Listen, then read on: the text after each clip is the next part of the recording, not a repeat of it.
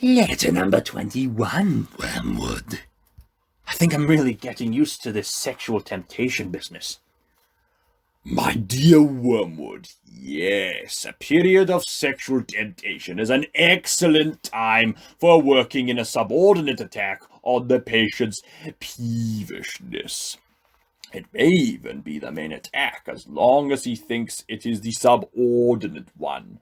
But here, as in everything else, the way must be prepared for your moral assault by darkening his intellect.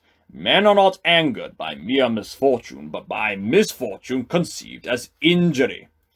At the sense of injury depends on the feeling that a legitimate claim has been denied. The more claims of life, therefore, that your patient can be induced to make, the more often he will feel injured and, as a result, ill-tempered. Now, you will have noticed that nothing throws him into a passion so easily as to find a tract of time which he reckoned on having at his own disposal unexpectedly taken from him. It is the unexpected visitor when he looked forward to a quiet evening, or the friend's talkative wife turning up when he looked forward to a tete-a-tete with the friend, and that throws him out of gear. Now, he is not yet so uncharitable or slothful that these small demands on his courtesy are in themselves too much for it. They anger him because he regards his time as his own and feels that it is being stolen.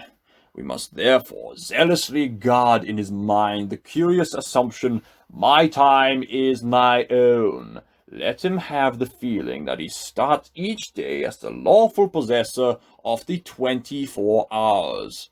Let him feel as a grievous tax that portion of his property which he has to make over to his employers, and as a generous donation that further portion which he allows to religious duties.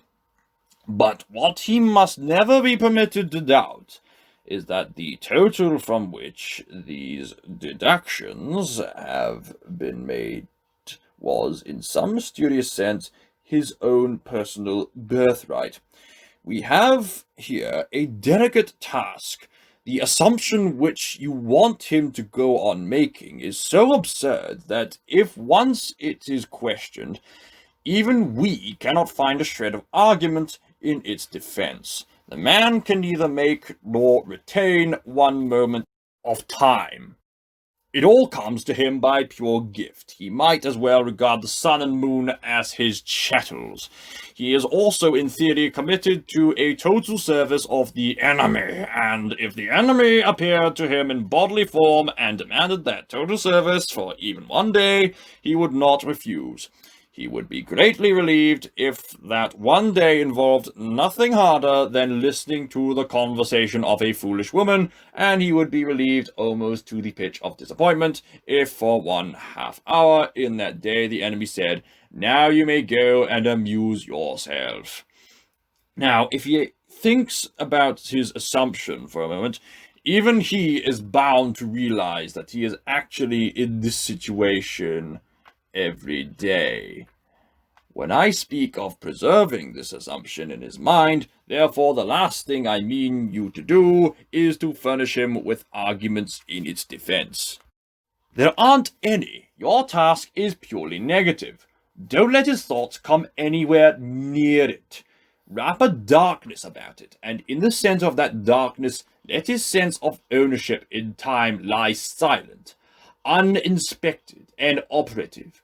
The sense of ownership in general is always to be encouraged. The humans are always putting up claims to ownership which sound equally funny in heaven and in hell, and we must keep them doing so. Much of the modern resistance to chastity comes from men's beliefs that they own their bodies, those vast and perilous estates pulsating with the energy that made the worlds in which they find themselves without their consent and from which they are ejected at the pleasure of another.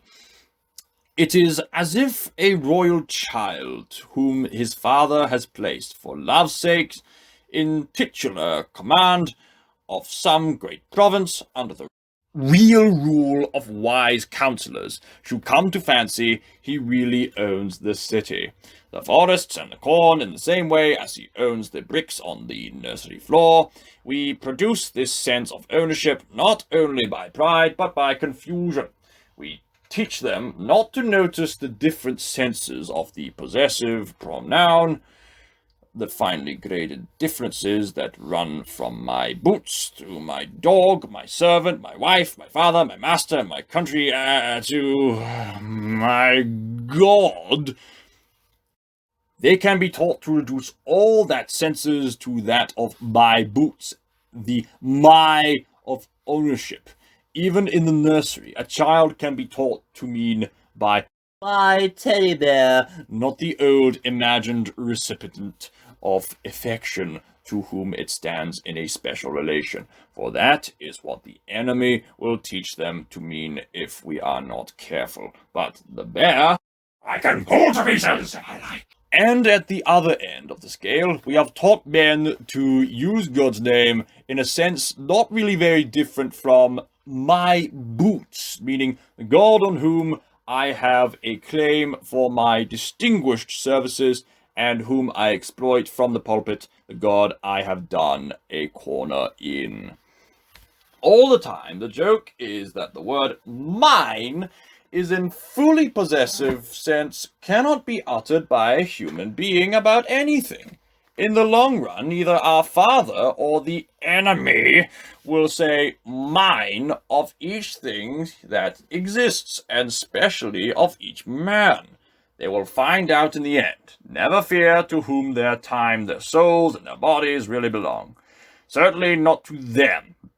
Whatever happens, at present the enemy says mine of everything on the pedantic, legalistic ground that he made it. Our father hopes in the end to say mine of all things on the more realistic and dynamic ground of conquest.